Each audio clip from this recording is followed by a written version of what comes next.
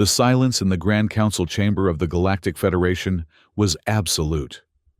2,000 delegates from across the known galaxy sat frozen, their varied physiologies, from the crystalline Arcturians to the gaseous nebulae, all displaying universal signs of shock. At the center of the chamber stood Ambassador Peter Johnson of Earth, his weathered face illuminated by the blue glow of the central podium. Unlike the ornate robes and biological enhancements of other delegates, Johnson wore a simple gray suit, Earth's traditional diplomatic attire for the past 87 years. Behind him, Admiral Lisa Harper stood at parade rest, her military uniform equally understated, yet impeccably maintained. Johnson's voice, firm and measured, echoed through the vast chamber. "This is Earth's last warning. Stop your attacks on our civilian colonies, or we will stop pretending to be courteous."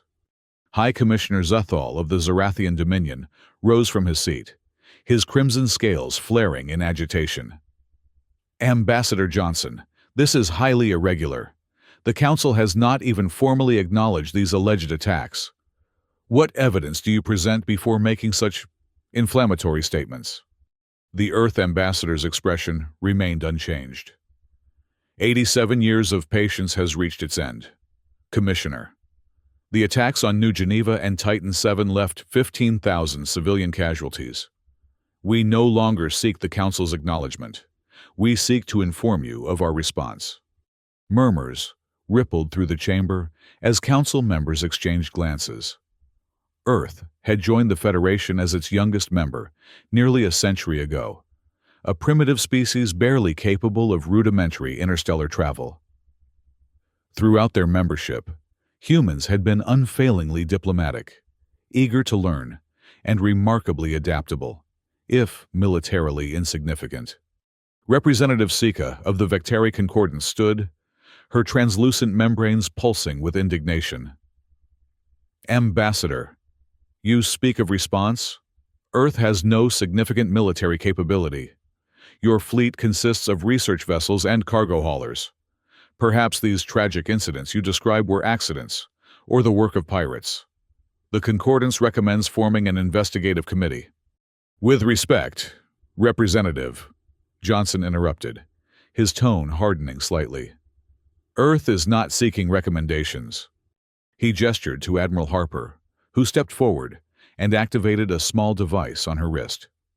The chamber's central holographic display flared to life, showing a three-dimensional tactical map of a distant star system.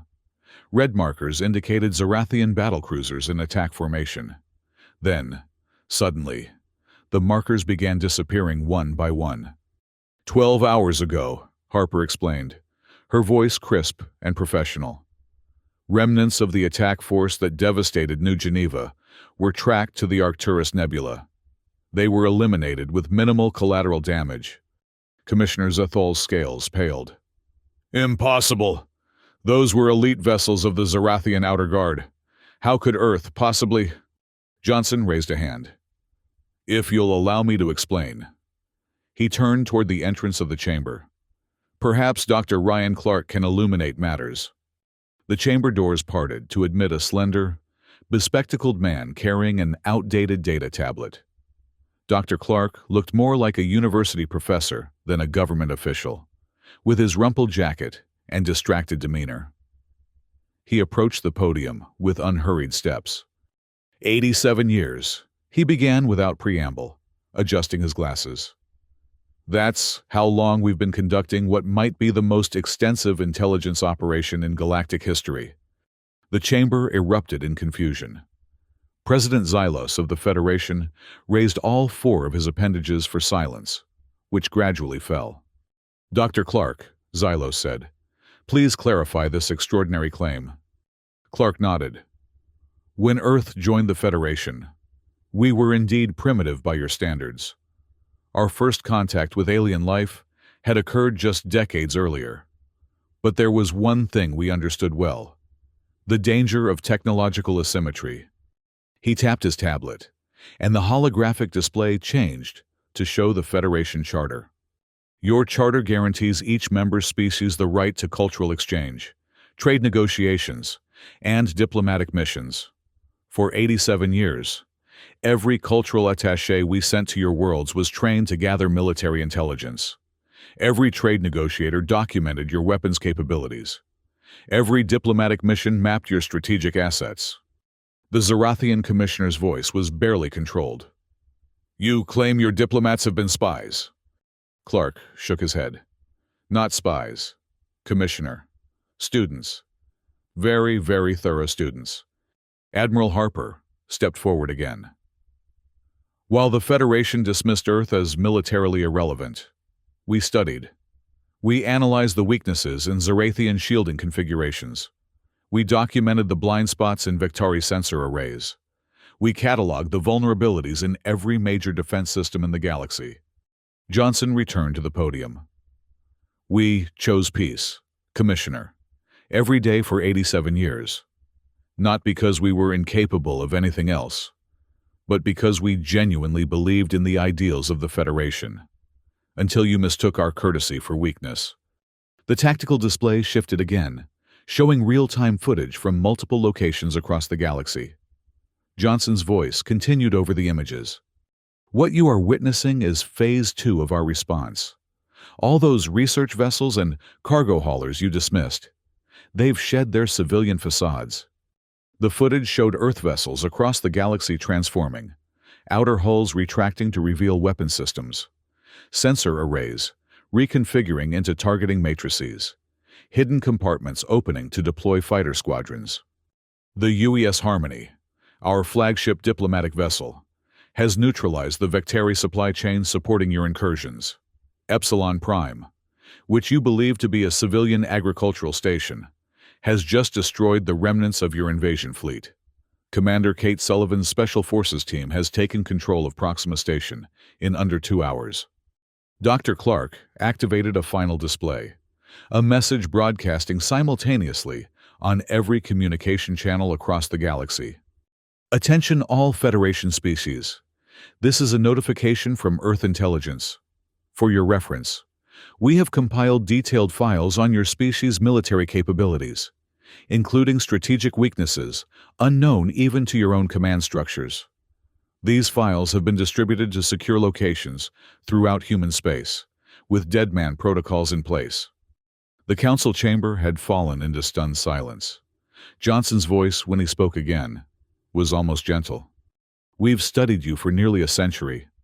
We know your vulnerabilities better than you do, and we chose, every day, not to exploit them. Commissioner Zethol's voice was barely audible. What are your demands? Admiral Harper answered.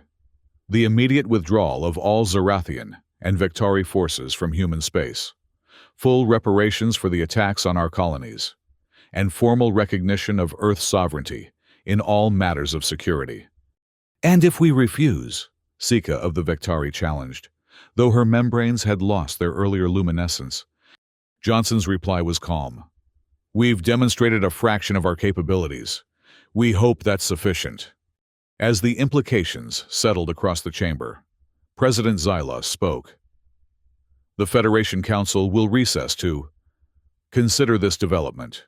Ambassador Johnson, we request your delegation remain available for consultation. Of course, President Xylos, Johnson replied. Earth remains committed to peaceful resolution, provided our people are protected. As the council members filed out in stunned silence, Johnson turned to Harper and Clark. Phase 2 is complete. Prepare for negotiations. Clark nodded. They'll test us, probe for weaknesses. Let them, Harper replied. Every simulation we've run indicates the same outcome. Johnson gazed around the empty chamber. 87 years of patience. I hope it's enough to secure the next 87 years of genuine peace. It will be, Clark said confidently. They've finally seen what we've always known. That humans are dangerous? Harper asked. Johnson shook his head. That courtesy isn't weakness. It's civilization's greatest strength, and its final warning. The negotiations that followed lasted 17 days. Admiral Harper led the military discussions with Zarathian commanders, methodically demonstrating Earth's complete understanding of their tactical doctrines, often explaining aspects of their own systems that the Zarathians themselves had never fully comprehended. In a separate chamber, Dr. Clark met with Federation intelligence officials, providing carefully selected examples of Earth's information-gathering capabilities that left his counterparts alternatively impressed and terrified. On the final day, Ambassador Johnson addressed the reassembled council. The Federation was founded on principles of mutual respect and cooperation. Earth still believes in those principles. We regret the necessity of our recent actions, but we will never apologize for defending our people. He activated a holographic display showing the signed accords. The Zarathian Dominion and Vectari Concordance have agreed to withdraw from human space, pay reparations for civilian casualties, and acknowledge Earth's right to self-determination in all security matters. In return, Earth will resume normal diplomatic and trade relations. Johnson paused, looking around the chamber. I want to be absolutely clear. Earth desires peace. We have always desired peace. But we will no longer tolerate any threat to our colonies or citizens. The choice between respectful cooperation and devastating consequences now lies with each of you. As the human delegation departed, President Xylos approached Johnson privately. You've changed the balance of power in the Federation overnight, Ambassador.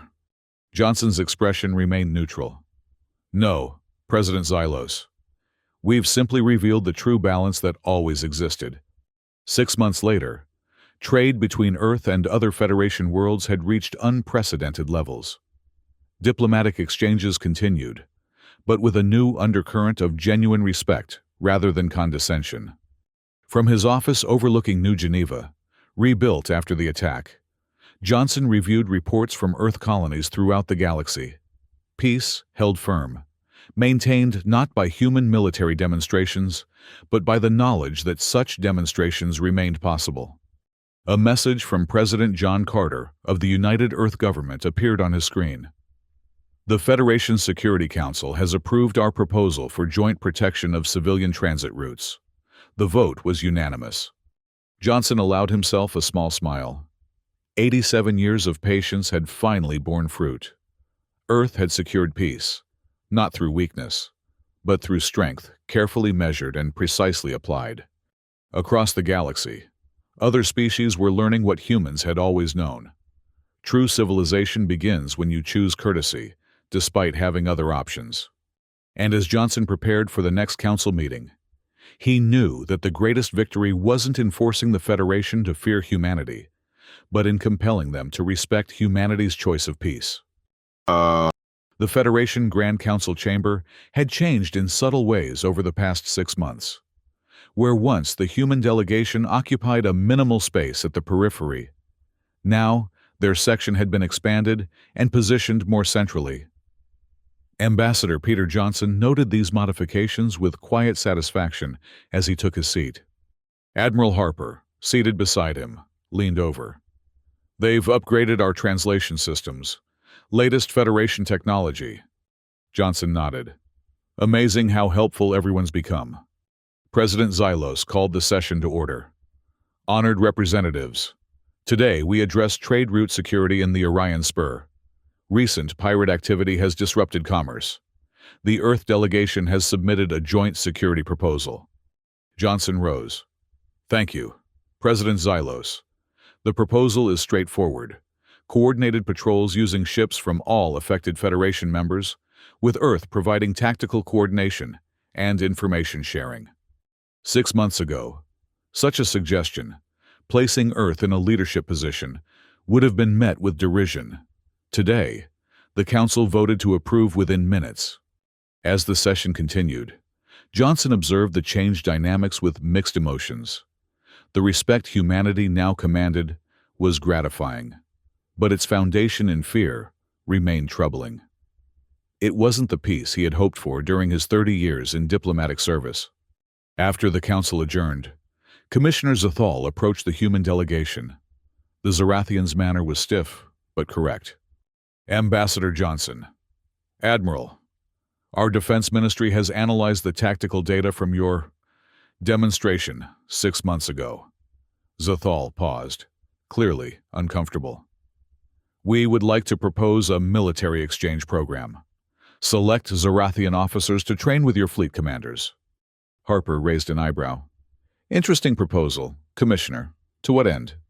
Mutual understanding, Zathal replied. And perhaps mutual security. Johnson considered the request.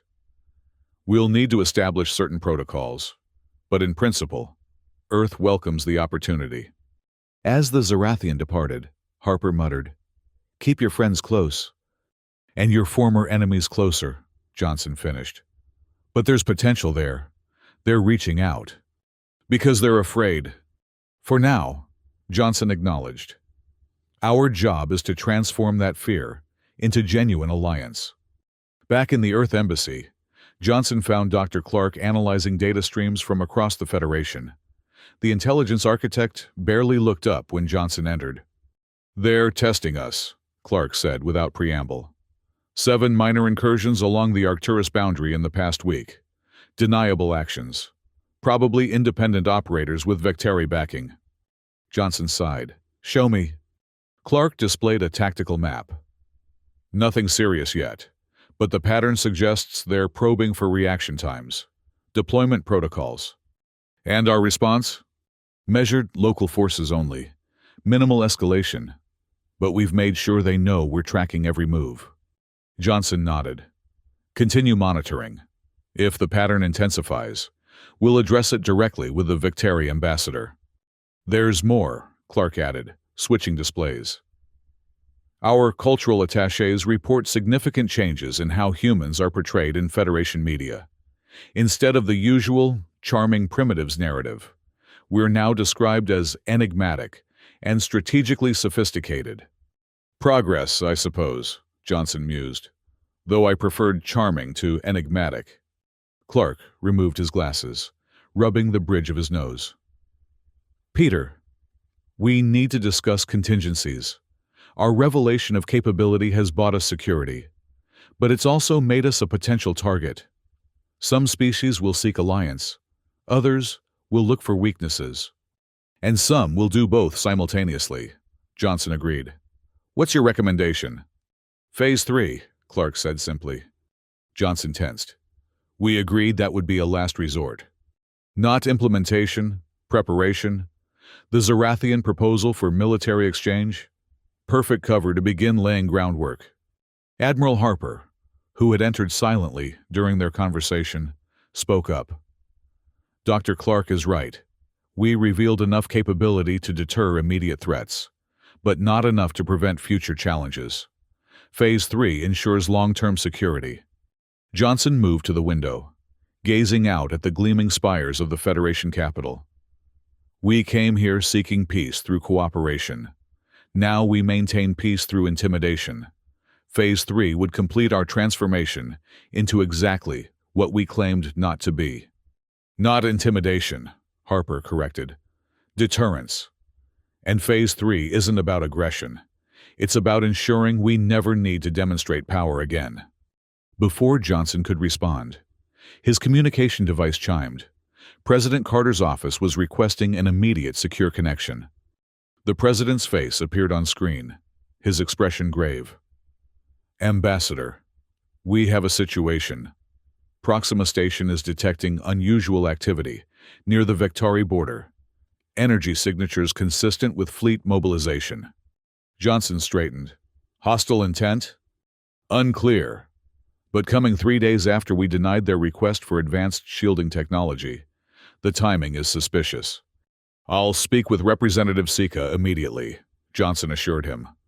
"There's more," Carter continued. "The Zarathian Parliament has publicly censured Commissioner Zathal for proposing the military exchange program. Their official statement cites preservation of strategic independence." Johnson exchanged glances with Harper and Clark. "Factions," Harper murmured. "The hardliners are reasserting control." "Keep me informed," Johnson told the president. "We'll handle the diplomatic angles here." After the call ended, Johnson turned to his colleagues. "It seems our measured response may be tested sooner than we anticipated. Admiral, place our assets on elevated alert discreetly. Doctor, prepare a detailed briefing on Victari fleet capabilities and likely objectives. As they moved to comply, Johnson added, and begin preliminary planning for Phase 3. Preparation only. Clark nodded, a hint of satisfaction in his expression. I'll contact Colonel Martinez and Captain Morrison immediately. Johnson returned to the window, watching alien vessels move through the planet's atmosphere. So much had changed in 6 months, yet the fundamental challenge remained: how to secure peace without becoming the very threat they sought to deter. The next morning, Johnson requested a private meeting with Representative Sika. The Victari arrived flanked by aides, her translucent membranes pulsing with carefully controlled colors, the Victari equivalent of a poker face. Ambassador Johnson, she greeted him. This is unexpected. Is it? Johnson gestured to chairs designed to accommodate their different physiologies. Please, sit. I believe we have matters to discuss regarding fleet movements near Proxima Station. Sika's membranes flashed briefly with surprise, before returning to neutral. Routine exercises. Ambassador. The Concordance maintains defensive readiness throughout our territories. Of course, Johnson replied smoothly. Just as Earth maintains comprehensive surveillance throughout ours, our sensors have cataloged every vessel in your formation, including those using experimental cloaking configurations. He activated a small projector, displaying detailed scans of Victari ships, including several that should have been undetectable. Particularly interesting is the Solaris-class destroyer near the Denari asteroid belt. A remarkable achievement. We've been studying its design principles with great interest. Sika's membranes had stilled completely, a sign of extreme tension in Victari physiology. What do you want, Ambassador? Clarity. Johnson replied simply. Earth respects the Concordance's right to defend its borders. We merely seek assurance that these exercises pose no threat to Federation stability. The Concordance honors its commitments, Sika said stiffly. The accords signed 6 months ago remain in effect. Johnson smiled. Excellent.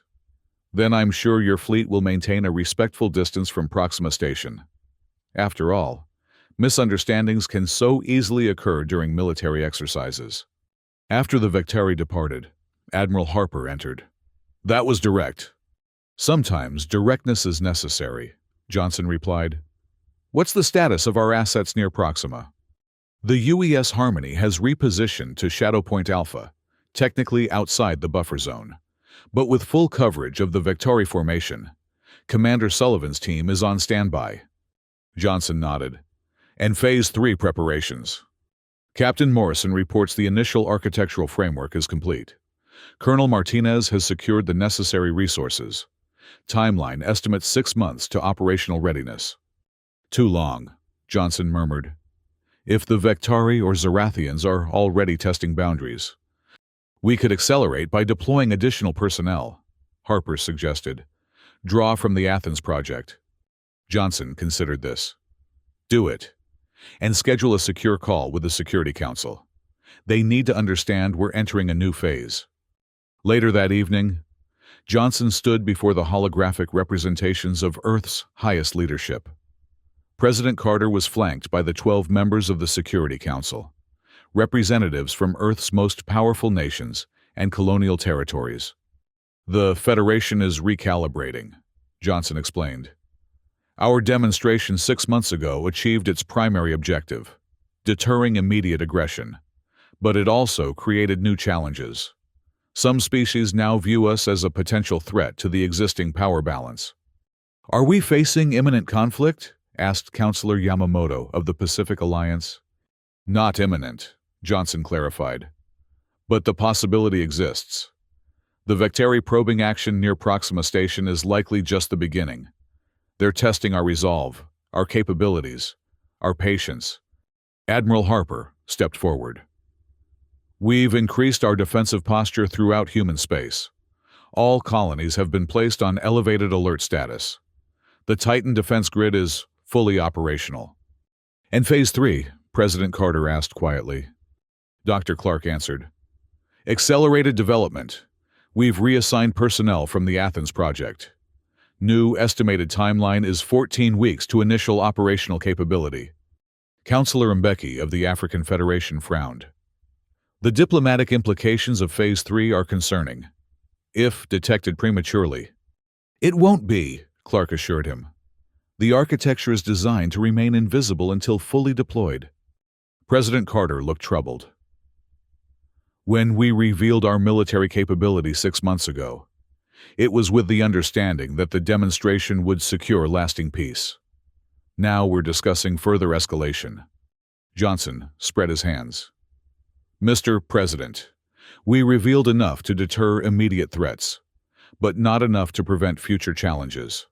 Some Federation species respect only strength. Phase 3 ensures they never again mistake our courtesy for weakness. After lengthy discussion, the Council voted to approve the accelerated timeline. As the meeting concluded, President Carter asked Johnson to remain. Peter, the President said when they were alone, you've served Earth for over 30 years. Your judgment has been invaluable. But I need to know, is this the right path?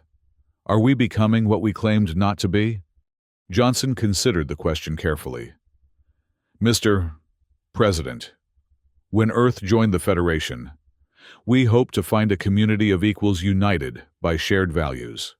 Instead, we found a hierarchy determined by military power, where diplomatic courtesy was interpreted as submission. He paused, choosing his words with care. We didn't change that system. We merely revealed our place within it. Phase 3 doesn't represent escalation. It represents insurance that we'll never again need to demonstrate our capabilities. Peace through strength, Carter murmured. Peace through the certainty of consequence, Johnson corrected. The most stable peace is one where conflict is unthinkable to all parties. The President nodded slowly. Proceed, Ambassador. But remember what we're fighting to preserve. Not just human security, but human values. Always, Mr. President. The following week brought increased tension throughout Federation space. The Victari fleet maintained its position near Proxima Station, neither advancing nor retreating. Zarathian diplomatic communiques became noticeably cooler, with scheduled trade negotiations repeatedly delayed for technical reasons. Ambassador Johnson maintained a punishing schedule, meeting with representatives from dozens of Federation species. Some sought reassurance, others offered alliance, and a few made thinly veiled threats. To all, Johnson presented the same message. Earth desired peaceful cooperation, but would tolerate no aggression. On the 10th day after the Victari fleet deployment, Johnson was awakened in the early hours by an urgent call from Admiral Harper. The Zarathians have moved, she reported without preamble. 3 battle groups have entered the Epsilon sector, approaching New Geneva. They're maintaining communication silence and deflective flight patterns. Johnson was immediately alert. Hostile intent? They're running with weapon systems in standby configuration. Not overtly hostile, but certainly not a social call. Response options? Harper's expression was grim. The UES Sentinel and Vigilant are positioned to intercept. Epsilon Prime defense platforms are at full readiness. We can destroy the entire Zarathian force if necessary. Johnson considered the implications. No, that's exactly what they want, to provoke a disproportionate response that would position us as aggressors in Federation eyes. Then what's your recommendation, Ambassador? Johnson thought for a moment. Deploy Phase 3 prototype elements. Limited demonstration only. Harper's eyes widened slightly. Sir, the system is only partially operational. Testing has been minimal. I am aware of the risks, Admiral. But a conventional military response plays into their hands. This requires something unexpected. After receiving authorization from President Carter, Johnson issued the command that would forever change humanity's relationship with the Federation. 4 hours later, the Zarathian battle groups approaching New Geneva encountered something unprecedented. Without warning or apparent source, every ship in their formation simultaneously lost power. weapons, propulsion, life support. All systems crashed simultaneously. Before panic could fully take hold, a message appeared on every display throughout the Zarathian fleet. Attention Zarathian vessels. Your systems have been temporarily suspended by Earth Defense Network. Power will be restored in 300 seconds. This is a courtesy notification. Further incursion toward New Geneva will result in permanent systems failure. Message ends. Exactly 300 seconds later, power returned to the Zarathian ships. Without communication or coordination, the entire formation turned and departed at maximum speed. In the Federation Council chamber, Commissioner Zathal burst into an emergency session, scales pale with fury. "This is outrageous," he shouted, abandoning all diplomatic protocol. "The humans have deployed some kind of system-wide disabling technology. They shut down an entire battle group without firing a single shot." President Xylos called for order. "These are serious allegations. Commissioner, Ambassador Johnson, would you care to respond?" Johnson rose calmly. "Earth detected Zarathian battle formations approaching our colony on New Geneva. No communication was received explaining this approach. In accordance with the accord signed 6 months ago, we issued a warning. The Zarathian fleet chose to withdraw. No vessels were damaged, no lives were lost." "You disabled our ships," Zathal hissed. "We demonstrated capacity," Johnson corrected. "Just as you demonstrated intent by sending battle groups toward our colony." Representative Sika spoke next, her membranes pulsing rapidly. "The technology described by Commissioner Zathal violates multiple Federation protocols regarding acceptable military systems." "With respect, Representative," Johnson replied, "Earth has violated no protocols. The Federation Charter permits all species to develop defensive technologies proportionate to perceived threats. We perceived a threat. We responded defensively. No aggression occurred." As the debate raged, Admiral Harper sent Johnson a private message. Phase 3 prototype performed beyond expectations. Full system deployment accelerated to 6 weeks. Johnson acknowledged receipt, then addressed the Council again. "Earth remains committed to peaceful cooperation within the Federation framework. We regret that recent actions by certain member species have necessitated defensive measures. But let me be absolutely clear. Any further military approaches toward human colonies will be met with appropriate response." The Council session continued for hours, with various species arguing for sanctions, investigations, or even military containment of Earth. Throughout, Johnson maintained his composed demeanor, neither threatening nor conceding. When he finally returned to the Earth Embassy, he found Dr. Clark waiting. "Congratulations," Clark said dryly. "You've terrified half the Federation and impressed the other half. Phase 3 has already entered Federation mythology. Some species are claiming we can remotely disable any technology at will." Johnson removed his formal diplomatic jacket. "Can we?" "Not yet," Clark admitted. "The prototype deployed against the Zarathians was highly specialized, designed specifically for their systems architecture. The full Phase 3 implementation will be more versatile and undetectable until activated. That's the plan. Once fully deployed, no species in the Federation will be able to guarantee the security of their military systems. Mutual vulnerability becomes the foundation of mutual restraint." Johnson poured himself a small measure of Earth whiskey, a diplomatic luxury rarely indulged. "We've come a long way from our first Federation Council meeting. Ryan. I remember how they looked at us, curious, condescending, utterly dismissive." "They're not dismissive anymore," Clark noted. "No," Johnson agreed. "Now they're afraid. That's not what I wanted when I accepted this post 30 years ago." Clark adjusted his glasses. "What did you want?" "Genuine peace, mutual respect, cultural exchange based on equality, not hierarchy." "And now?" Johnson stared into his glass. "Now I'll settle for security. If respect comes only from fear, so be it." Clark shook his head. It won't always be that way. Fear may be the initial response, but it will evolve. Already some species are seeking alliance rather than confrontation. The Arcturians have increased trade proposals by 300%. The Lyriani have offered joint research initiatives. Hedging their bets, Johnson suggested.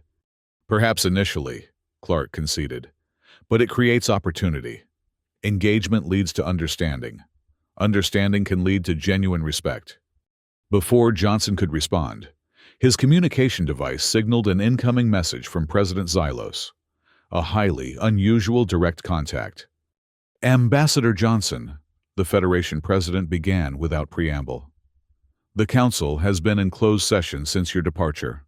After extensive deliberation, we have reached a decision regarding recent events. Johnson straightened, preparing for sanctions or worse. The Federation Charter will be amended, Xylos continued. A new Security Oversight Committee will be established, with representation from all member species, including Earth. This committee will establish protocols for military deployments near sovereign territories and develop response frameworks for violations. Johnson blinked in surprise. This is unexpected. President Xylos. The Federation must evolve. Ambassador. Recent events have demonstrated certain inadequacies in our existing structure. Xylos paused. The Council formally requests Earth's participation in designing these new frameworks. Given your species' unique perspective on security matters. After the communication ended, Johnson turned to Clark. They're trying to contain us within Federation structures. Of course, Clark agreed. But they're also acknowledging our legitimate security concerns and offering institutional reform rather than confrontation. It's progress. Johnson considered this. Contact President Carter. The Security Council needs to evaluate this development. In the days that followed, Earth's leadership debated the Federation proposal. Some saw it as a trap, others as an opportunity. Eventually, they reached consensus. Earth would participate in the new Security Oversight Committee while continuing Phase 3 development as insurance. 6 weeks later, as Federation representatives gathered for the committee's first session, Admiral Harper confirmed that Phase 3 was fully operational, a network of quantum-entangled systems capable of monitoring, disrupting, or controlling any technology within Federation space. President Carter, after receiving confirmation, issued new directives to the Earth delegation. Our position remains unchanged. Seek peace through cooperation, maintain security through capability, demonstrate restraint in all actions. In the committee chamber, Ambassador Johnson found himself seated beside Commissioner Zethal, Representative Sika, and delegates from 20 other species. The animosity was palpable, but so was a new undercurrent of cautious respect. President Xylos opened the session. Honored representatives, we gather to address the most fundamental questions of Federation security. How do we balance sovereignty with collective security? How do we establish trust among species with different capabilities and intentions? Johnson listened as various delegates presented proposals, some pragmatic, others clearly designed to constrain Earth specifically. When his turn came, he rose slowly. For 87 years, he began, Earth participated in Federation affairs while being systematically underestimated. We studied, we learned, we prepared, not for conquest, but for survival in a galaxy where strength determines security. He paused, looking around the chamber. The events of recent months have altered perceptions, but not realities. Earth has always possessed the capacity now demonstrated. What has changed is not our capability, but your awareness of it. Murmurs rippled through the assembly as Johnson continued. This committee has two paths forward. We can establish security protocols based on mutual respect and recognition of sovereign rights. Or we can engage in a futile attempt to constrain capabilities that already exist. Earth advocates for the former. He activated a holographic display showing a proposed security framework, one developed by Dr. Clark and his team over the previous weeks. This proposal establishes clear buffer zones around all sovereign territories, transparent notification protocols for military movements, and proportionate response guidelines for violations. It treats all Federation species as equals, regardless of technological development or military strength. Commissioner Zathal leaned forward. And if the committee rejects this framework, if we determine that Earth's recent actions and undisclosed capabilities represent a threat to Federation stability? Johnson met his gaze steadily. Then each species will secure its interests, as it deems necessary, Earth included. The implied threat hung in the air until Representative Sika unexpectedly spoke. The Victari Concordance sees merit in Ambassador Johnson's proposal. Clear boundaries promote stability. Stability promotes commerce. Commerce promotes prosperity. Her support, however pragmatically motivated, shifted the committee's dynamics. By session's end, a working group had been established to refine Earth's proposal, with Johnson appointed as co-chair alongside an Arcturian delegate. As the representatives departed, President Xylos approached Johnson privately. "A productive beginning, Ambassador, though I sense much remains unsaid regarding Earth's capabilities." Johnson nodded. "Some capabilities are best left as deterrents rather than demonstrations, President Xylos." "Indeed, and some demonstrations make further demonstrations unnecessary." Xylos studied Johnson with all four eyes. "The Federation has existed for 12,000 years. Ambassador, in that time, many species have risen to prominence, wielded great power, then faded as others ascended. Power is transient. Institutions endure."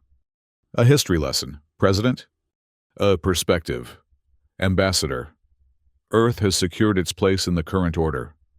The question now is whether humans will use that position to strengthen the Federation or merely to secure human interests."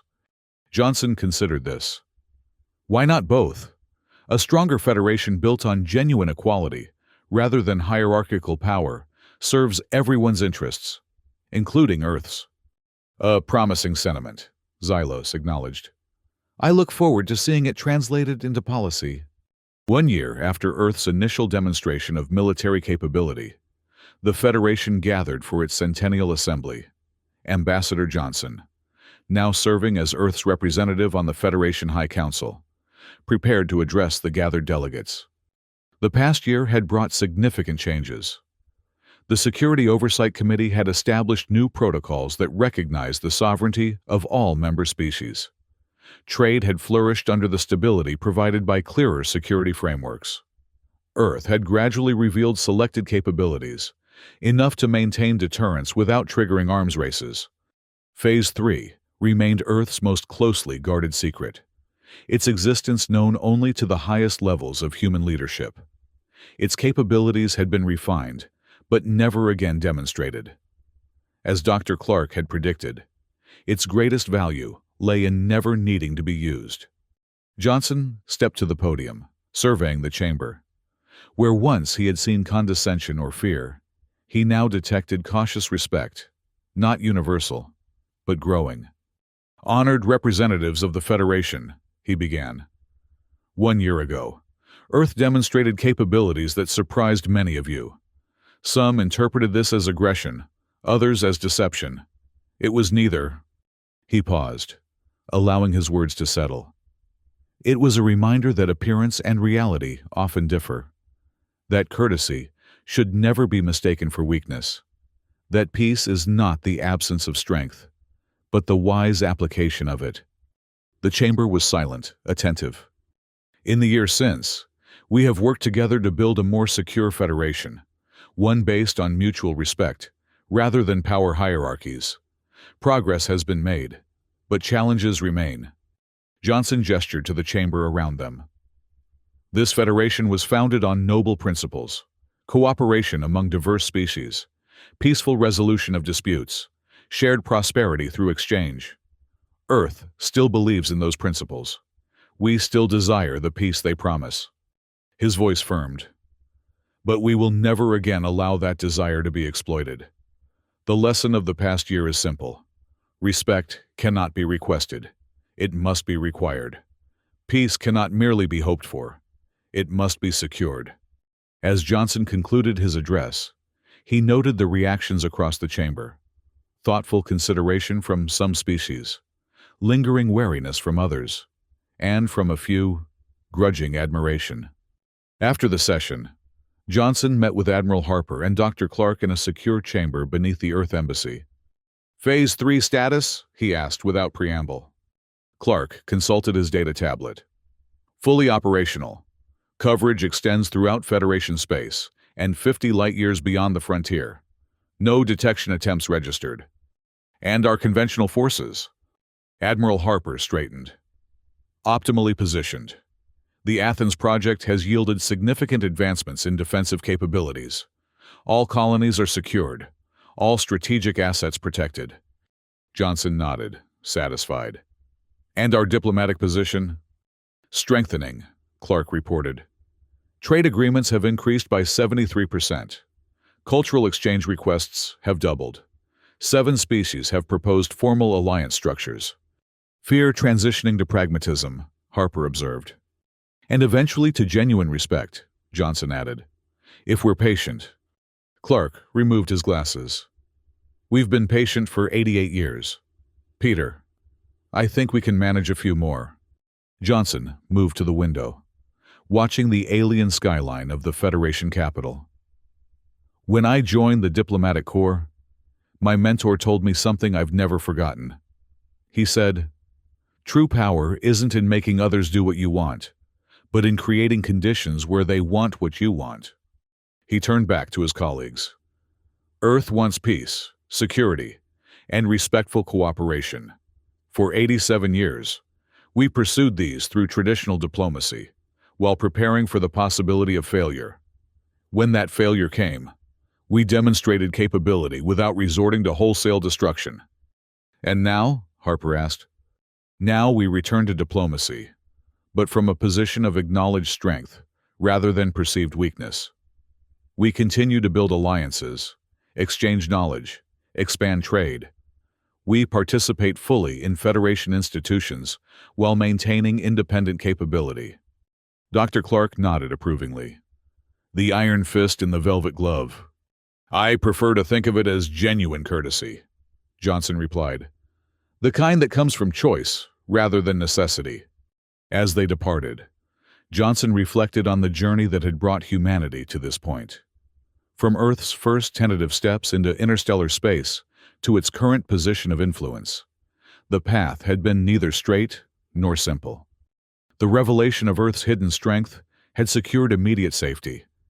But the greater challenge, building lasting peace based on mutual respect rather than mutual fear, lay ahead.